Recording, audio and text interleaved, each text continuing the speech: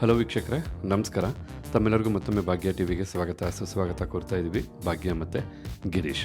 ಸ್ನೇಹಿತರೆ, ಇವತ್ತಿನ ಈ ವಿಡಿಯೋದಲ್ಲಿ ನೋಡ್ತಾ ಇರೋ ಗೊತ್ತಾಗ್ತಾ ಇದೆ ಮಾವಿನಕಾಯಿ ಉಪ್ಪಿನಕಾಯಿ. ಈ ಒಂದು ಮಾವಿನಕಾಯಿ ಉಪ್ಪಿನಕಾಯಿ ಹೆಸರು ಹೇಳ್ತಾ ಇದ್ರೆ ಸಾಕು ಬಾಯಲ್ಲಿ ನೀರು ಇರುತ್ತೆ. ಹೌದು, ಇವತ್ತಿನ ವಿಡಿಯೋದಲ್ಲಿ ಹುಳಿ ಮಾವಿನಕಾಯಿನ ಉಪಯೋಗಿಸಿ ಯಾವ ರೀತಿಯಾಗಿ ಬಹಳ ರುಚಿಕರವಾಗಿ ಉಪ್ಪಿನಕಾಯಿನ ತಯಾರು ಮಾಡೋದು ಅಂತ ತಿಳಿಸ್ಕೊಡ್ತಾ ಇದ್ದೀವಿ. ಇದು ಮಾವಿನಕಾಯಿ ಕಾಲ ಆಗಿರೋದ್ರಿಂದ ಖಂಡಿತ ಈ ರೆಸಿಪಿ ಎಲ್ಲರಿಗೂ ಸೂಕ್ತ ಅಂತ ಹೇಳ್ತಾ, ಹಾಗೆ ಬನ್ನಿ ಮಾವಿನಕಾಯಿ ಉಪ್ಪಿನಕಾಯಿ ಮಾಡೋದಕ್ಕೆ ಏನೆಲ್ಲ ಪದಾರ್ಥಗಳು ಬೇಕು, ಯಾವ ರೀತಿಯಾಗಿ ತಯಾರು ಮಾಡೋದು ಅಂತ ಈಗ ನೀವು ನೋಡ್ಕೊಳ್ಳೋರಂತೆ. ಮೊದಲಿಗೆ ಮಾವಿನಕಾಯಿ ಉಪ್ಪಿನಕಾಯಿ ಮಾಡೋದಕ್ಕೆ ಏನೆಲ್ಲ ಪದಾರ್ಥಗಳು ಬೇಕು ಅಂತ ನೋಡ್ಕೊಳ್ಳೋಣ. ಹುಳಿ ಮಾವಿನಕಾಯಿ ಅರ್ಧ kg, ಸಾಸಿವೆ ಎಣ್ಣೆ 200 ml, ಹಸಿಮೆಣಸಿನಕಾಯಿ 100ರಿಂದ 150 ಗ್ರಾಮಷ್ಟು, ಕಾಶ್ಮೀರಿ ರೆಡ್ ಚಿಲ್ಲಿ ಪೌಡರ್ ಅಂತ ಹೇಳ್ತಾರೆ 2 ಟೇಬಲ್ ಸ್ಪೂನಷ್ಟು ತೊಗೋಬೇಕಾಗತ್ತೆ, ಅರಿಶಿಣದ ಪುಡಿ 1 ಟೇಬಲ್ ಸ್ಪೂನಷ್ಟು, ಬ್ಲ್ಯಾಕ್ ಸಾಲ್ಟ್ ಅಂತ ಹೇಳ್ತಾರೆ 1 ಟೇಬಲ್ ಸ್ಪೂನಷ್ಟು, ಧನಿಯಾ ಕಾಳು 2 ಟೇಬಲ್ ಸ್ಪೂನಷ್ಟು, ಜೀರಿಗೆ 1 ಟೇಬಲ್ ಸ್ಪೂನಷ್ಟು, ಮೆಂತ್ಯ 1 ಟೀ ಸ್ಪೂನಷ್ಟು, ಸಾಸಿವೆ 1 ಟೀ ಸ್ಪೂನಷ್ಟು, ಸೋಂಪು ಕಾಳು 1 ಟೀ ಸ್ಪೂನಷ್ಟು, ಇಂಗು ಅರ್ಧ ಟೀ ಸ್ಪೂನಷ್ಟು, ರುಚಿಗೆ ತಕ್ಕಷ್ಟು ಉಪ್ಪು. ಇದಿಷ್ಟು ಮಾವಿನಕಾಯಿ ಉಪ್ಪಿನಕಾಯಿ ಮಾಡೋದಕ್ಕೆ ಬೇಕಾದಂಥ ಪದಾರ್ಥಗಳು. ಬನ್ನಿ ಹಾಗಿರೋ ತಯಾರು ಮಾಡ್ತಕ್ಕಂಥ ವಿಧಾನ ಹೇಗೆ ಅಂತ ಈಗ ನೀವು ನೋಡ್ಕೊಳ್ಳೋರಂತೆ. ಈಗ ಇಲ್ಲಿ ತಾವು ನೋಡ್ತಾ ಇರ್ಬೋದು, ನಾವು ತೊಗೊಂಡಂಥ ಅರ್ಧ kg ಮಾವಿನಕಾಯಿಯನ್ನು ಈ ಒಂದು ಹದದಲ್ಲಿ ಕಟ್ ಮಾಡಿರ್ತಕ್ಕಂಥದ್ದು. ತಾವು ಬೇಕಿದ್ರೆ ಇನ್ನೂ ಸ್ವಲ್ಪ ಚಿಕ್ಕ ಪೀಸಾಗೂ ಸಹ ಮಾಡ್ಕೋಬೋದು. ಈ ರೀತಿ ಮಾವಿನಕಾಯಿನ ಕಟ್ ಮಾಡಿದ ನಂತರ ಮಾವಿನಕಾಯಿ ಉಪ್ಪಿನಕಾಯಿ ಮಾಡೋದಕ್ಕೋಸ್ಕರ ಮೊದಲಿಗೆ ಕೆಲವೊಂದು ಪದಾರ್ಥಗಳನ್ನ ಹುರ್ಕೋಬೇಕಾಗುತ್ತೆ. ಅದಕ್ಕೋಸ್ಕರ ಸ್ಟವ್ ಮೇಲೊಂದು ಫ್ರೈ ಪ್ಯಾನನ್ನು ಇಟ್ಟು ಪ್ಯಾನ್ಗೆ ಮೊದಲಿಗೆ 2 ಟೇಬಲ್ ಸ್ಪೂನಷ್ಟು ಧನಿಯಾ ಕಾಳನ್ನು ಹಾಕಿ, 1 ಟೇಬಲ್ ಸ್ಪೂನಷ್ಟು ಜೀರಿಗೆ, 1 ಟೀ ಸ್ಪೂನಷ್ಟು ಮೆಂತ್ಯ ಕಾಳು, 1 ಟೀ ಸ್ಪೂನಷ್ಟು ಸಾಸಿವೆ, ಹಾಗೆ 1 ಟೀ ಸ್ಪೂನಷ್ಟು ಸೋಂಪು ಕಾಳು, ಅರ್ಧ ಟೀ ಸ್ಪೂನಷ್ಟು ಮೆಂತ್ಯ ಕಾಳನ್ನು ಸಹ ಹಾಕಿ ಈಗ ಲೋ ಫ್ಲೇಮ್ನಲ್ಲೇ 3ರಿಂದ 4 ನಿಮಿಷ ಇದನ್ನೆಲ್ಲ ಚೆನ್ನಾಗಿ ಹುರಿಬೇಕು. ಎಲ್ಲನೂ ಕ್ರಿಸ್ಪಿ ಇರ್ತಕ್ಕಂಥ ಕಾಳುಗಳೇ, ಹುರಿದಷ್ಟು ಮತ್ತಷ್ಟು ಕ್ರಿಸ್ಪಿ ಆಗುತ್ತೆ ಮತ್ತು ಇದನ್ನು ಪುಡಿ ಮಾಡ್ಕೊಳ್ಳೋದಕ್ಕೆ ಬಹಳ ಹೆಲ್ಪ್ ಆಗುತ್ತೆ. ಮೊದಲೇ ಹೇಳಿದಾಗೆ ಇದನ್ನು ಲೋ ಫ್ಲೇಮ್ನಲ್ಲೇ ನಾಜೂಕಾಗಿ ಹುರ್ಕೋಬೇಕು. ಅತಿ ಹೆಚ್ಚು ಕಾವಲ್ಲಿ ಹುರಿದ್ಬಿಟ್ರೆ ಸೀದೋಗುತ್ತೆ, ಆಗ ರುಚಿ ಹಾಳಾಗುತ್ತೆ. ಆದ ಕಾರಣ ಲೋ ಫ್ಲೇಮ್ನಲ್ಲೇ ಇದನ್ನು ನಿಧಾನಕ್ಕೆ ಹುರಿಬೇಕಾಗುತ್ತೆ. ಹೀಗಿಲ್ಲಿ ಸರಿಸುಮಾರು ಒಂದು 3ರಿಂದ 4 ನಿಮಿಷ ಲೋ ಫ್ಲೇಮ್ನಲ್ಲೇ ಇದನ್ನೆಲ್ಲ ಬಹಳ ಚೆನ್ನಾಗಿ ಹುರಿದಿರ್ತಕ್ಕಂಥದ್ದು. ಹುರಿದಿದ್ದು ಗೊತ್ತಾಗುತ್ತೆ, ಹಾಗೆ ಒಂದು ಒಳ್ಳೆ ಅರಮ ಬರುತ್ತೆ. ಈ ಸಮಯದಲ್ಲಿ ಫ್ಲೇಮನ್ನು ಆಫ್ ಮಾಡ್ಕೊಳ್ಳೋಣ. ಹುರಿದು ಬಿಸಿ ಇರ್ತಕ್ಕಂಥ ಈ ಪದಾರ್ಥ ಎಲ್ಲ ತಣ್ಣಗಾಗಬೇಕು. ಅದಕ್ಕೋಸ್ಕರ ಒಂದು ಮಿಕ್ಸಿ ಜಾರ್ಗೆ ಹಾಕೋಬೇಕಾಗುತ್ತೆ. ತಣ್ಣಗಾದ್ಮೇಲೆ ಇದನ್ನು ತರ್ತರಿಯಾಗಿ ಪುಡಿ ಮಾಡ್ಕೋಬೇಕಾಗತ್ತೆ. ಹುರಿದು ಬಿಸಿ ಇರ್ತಕ್ಕಂಥ ಈ ಮಸಾಲ ಪದಾರ್ಥ ಎಲ್ಲ ತಣ್ಣಗಾಗ್ತಕ್ಕಂಥ ಈ ಸಮಯದಲ್ಲಿ ಅದೇ ಬಿಸಿಯಾದಂಥ ಪ್ಯಾನ್ಗೆ 200 ml ಸಾಸಿವೆ ಎಣ್ಣೆನ ಹಾಕಿ ಬಿಸಿ ಮಾಡ್ತಾ ಇರ್ತಕ್ಕಂಥದ್ದು. ಸಾಸಿವೆ ಎಣ್ಣೆ ಅಂತೂ ಉಪ್ಪಿನಕಾಯಿಗೆ ಒಳ್ಳೆ ರುಚಿನ ಮತ್ತು ಒಳ್ಳೆ ಘಮನ ಎರಡನ್ನೂ ಸಹ ತಂದುಕೊಡುತ್ತೆ.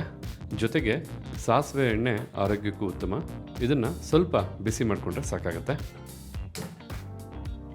ಲೋ ಅಥವಾ ಮೀಡಿಯಂ ಫ್ಲೇಮ್ನಲ್ಲೇ ನಾವು ಒಗ್ಗರಣೆ ಮಾಡೋದಕ್ಕೆ ಯಾವ ರೀತಿಯಾಗಿ ಎಣ್ಣೆನ ಬಿಸಿ ಮಾಡ್ಕೊಳ್ತೀವೋ ಅದಕ್ಕೆ ಬಿಸಿ ಮಾಡಬೇಕು.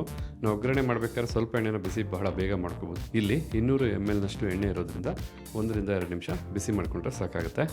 ಈಗ ಇಲ್ಲಿ ನೋಡ್ತಾ ಇರ್ಬೋದು, ಎಣ್ಣೆ ಬಿಸಿಯಾಗಿರೋ ತಮ್ಗೆ ಗೊತ್ತಾಗ್ತಾ ಇದೆ. ಈ ಸಮಯದಲ್ಲಿ ಫ್ಲೇಮನ್ನು ಆಫ್ ಮಾಡ್ಕೋಬೇಕಾಗತ್ತೆ. ಯಾಕೆಂದರೆ ಬಿಸಿಯಾದಂಥ ಎಣ್ಣೆ ಕಂಪ್ಲೀಟಾಗಿ ತಣ್ಣಗಾಗಬೇಕು. ಸಾಸಿವೆ ಎಣ್ಣೆನ ಬಿಸಿ ಮಾಡೋದಂಥ ಈ ಸಮಯದಲ್ಲಿ ಮೊದಲೇ ಹುರಿದು ಮಿಕ್ಸಿ ಜಾರ್ಗೆ ಹಾಕ್ತಂಥ ಎಲ್ಲ ಪದಾರ್ಥನೂ ತಣ್ಣಗಾಗಿರ್ತಕ್ಕಂಥದ್ದು. ಈಗ ಇದನ್ನು ಸ್ವಲ್ಪ ತರ್ತರಿಯಾಗಿ ಪುಡಿ ಮಾಡ್ಕೋಬೇಕಾಗತ್ತೆ. ಈಗ ಇಲ್ಲಿ ತಾವು ನೋಡ್ತಾ ಇರ್ಬೋದು, ಹುರಿದು ತಣ್ಣಗಾದಂಥ ಈ ಒಂದು ಪದಾರ್ಥನೆಲ್ಲ ಈ ಒಂದು ಅದಕ್ಕೆ ತರ್ತರಿಯಾಗಿ ಪುಡಿ ಮಾಡಿರ್ತಕ್ಕಂಥದ್ದು. ಈ ಒಂದು ಅದಕ್ಕೆ ಇದನ್ನೆಲ್ಲ ತರ್ತರಿಯಾಗಿ ಪುಡಿ ಮಾಡಿದ ನಂತರ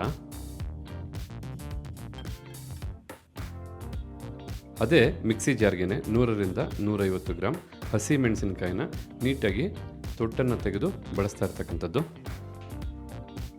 100ರಿಂದ 150 ಗ್ರಾಮ್ ಯಾಕೆ ಹೇಳಿದೆ ಅಂತಂದರೆ, ಮೆಣಸಿನಕಾಯಿ ಯಾವ ಮಟ್ಟಕ್ಕೆ ಖಾರ ಇದೆ ಅನ್ನೋದ್ರ ಮೇಲೆ ನೀವು ನೋಡಿ ತೊಗೋಬೇಕಾಗತ್ತೆ.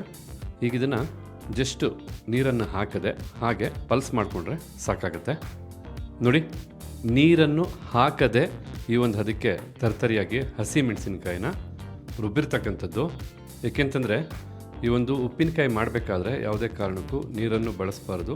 ಹಾಗೆ ಮಾವಿನಕಾಯಿನೂ ಸಹ ನಾವು ನೀಟಾಗಿ ಒಂದು ಸ್ಪೂನ್ನ ಸಹಾಯದಿಂದನೇ ಬೆರೆಸೋದಾಗಲಿ ಮಿಕ್ಸ್ ಮಾಡೋದಾಗಲಿ ಎಲ್ಲನೂ ಮಾಡಬೇಕಾಗತ್ತೆ. ಕೈ ಟಚ್ ಆಗಬಾರ್ದು, ನೀರು ಸಹ ಬಳಸಬಾರ್ದು.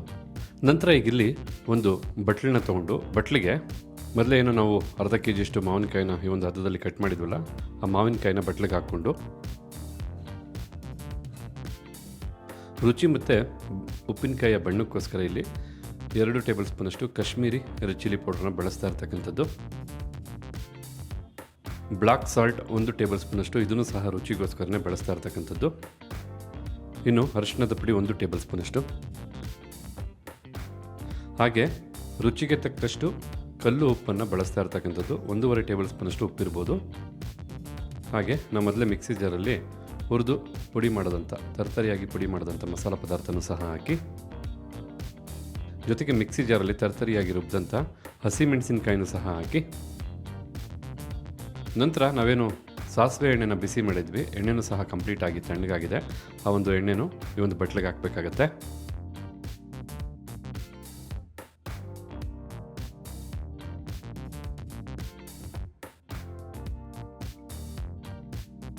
ಈಗ ಉಪ್ಪಿನಕಾಯಿ ಮಾಡೋದಕ್ಕೆ ನಾವು ತೊಗೊಂಡಂಥ ಎಲ್ಲ ಪದಾರ್ಥನೂ ಕಂಪ್ಲೀಟಾಗಿ ಬಟ್ಲಿಗೆ ಹಾಕಾಯಿತು.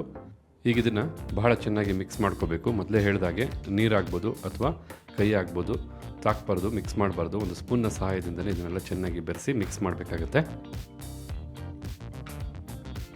ಈ ಒಂದು ಉಪ್ಪಿನಕಾಯಿಯ ರೆಸಿಪಿ ಮಾಡಬೇಕಾದ್ರೆ ಈ ವಿಡಿಯೋನ ನೀವು ನೋಡಬೇಕಾದ್ರೆ ಯಾರಿಗೆಲ್ಲ ಬಾಯಲ್ಲಿ ನೀರು ಉರಿದು ಖಂಡಿತ ಕಮೆಂಟ್ ಬಾಕ್ಸಲ್ಲಿ ತಿಳಿಸೋದನ್ನು ಮರಿಬೇಡಿ.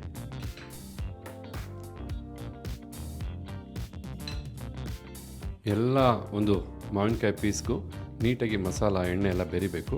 ಅದಕ್ಕೆ ನೀಟಾಗಿ ಚೆನ್ನಾಗಿ ಮಿಕ್ಸ್ ಮಾಡ್ಕೋಬೇಕಾಗತ್ತೆ. ಮಸಾಲ ಪದಾರ್ಥಗಳನ್ನ ಹುರಿದು ಹಾಕಿರೋದ್ರಿಂದ, ಜೊತೆಗೆ ಸಾಸಿವೆ ಎಣ್ಣೆನ ಬಿಸಿ ಮಾಡಿ ತಣ್ಣಗೆ ಮಾಡಿ ಹಾಕಿರೋದ್ರಿಂದ, ಅಷ್ಟೇ ಅಲ್ಲ ಹಸಿ ಮೆಣಸಿನಕಾಯಿ ಆಗ್ಬೋದು ಅಥವಾ ಒಂದು ಹಸಿ ಮಾವಿನಕಾಯಿ, ಇದರೆಲ್ಲದರ ಮಿಶ್ರಣದ ಒಂದು ಘಮ ಇದೆಯಲ್ಲ, ಅದೇ ನಿಮಗೆ ಒಂದು ಹೊಟ್ಟೆ ಹಸಿವನ್ನ ತಂದುಕೊಡುತ್ತೆ, ರುಚಿನ ಎನ್ಹಾನ್ಸ್ ಮಾಡಿಕೊಡುತ್ತೆ.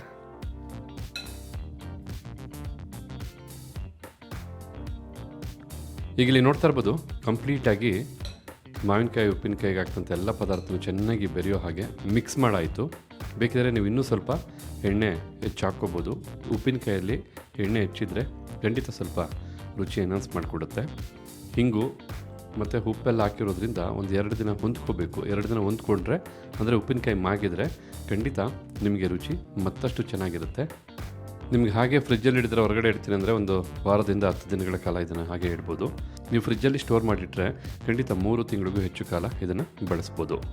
ಮಾವಿನಕಾಯಿ ಹೆಚ್ಚು ಬಲ್ತಿದ್ರೆ ಉಪ್ಪಿನಕಾಯಿ ರುಚಿ ತುಂಬ ಚೆನ್ನಾಗಿರುತ್ತೆ. ಹಾಗೆಯೇ ನೋಡ್ಕೊಂಡಲ್ಲ ವೀಕ್ಷಕರೇ, ಯಾವ ರೀತಿಯಾಗಿ ಮಾವಿನಕಾಯಿಯ ಉಪ್ಪಿನಕಾಯಿ ತಯಾರು ಮಾಡೋದು ಅಂತ ನೀವು ಮಾಡ್ತಿರಲ್ಲ, ಖಂಡಿತ ಕಮೆಂಟ್ ಬಾಕ್ಸಲ್ಲಿ ಕಮೆಂಟ್ ಮಾಡಿ ಅಂತ ಹೇಳ್ತಾ, ಹಾಗಿದ್ರೆ ಇವತ್ತಿನ ವಿಡಿಯೋದಲ್ಲಿ ನಾವು ಮಾಡಿ ತಿಳಿಸಂಥ ಮಾವಿನಕಾಯಿ ಉಪ್ಪಿನಕಾಯಿ ತಮಗೆಲ್ಲರಿಗೂ ಇಷ್ಟ ಆಗಿದೆ ಅಂತ ತಿಳ್ಕೊಂಡಿದ್ದೀನಿ. ಇಷ್ಟ ಆಗಿದ್ದರೆ ಈ ವಿಡಿಯೋಗೊಂದು ಲೈಕ್ ಮಾಡಿ, ಹಾಗೆ ಈ ರೆಸಿಪಿನ ಬೇರೆಯವ್ರಿಗೂ ಹೆಲ್ಪ್ ಆಗೋ ಹಾಗೆ ಶೇರ್ ಮಾಡಿ ಅಂತ ಹೇಳ್ತಾ ತಮಗೆಲ್ಲರಿಗೂ ಧನ್ಯವಾದನ ತಿಳಿಸ್ತಾ ಇದ್ದೀವಿ. ಮತ್ತೊಂದು ಹೊಸ ವಿಡಿಯೋದಲ್ಲಿ ಹೊಸ ರೆಸಿಪಿ ಜೊತೆ ತಮ್ಮನ್ನು ಭೇಟಿ ಮಾಡ್ತೀವಿ. ಅಲ್ಲಿವರೆಗೂ ನಮಸ್ಕಾರ ವೀಕ್ಷಕರೇ.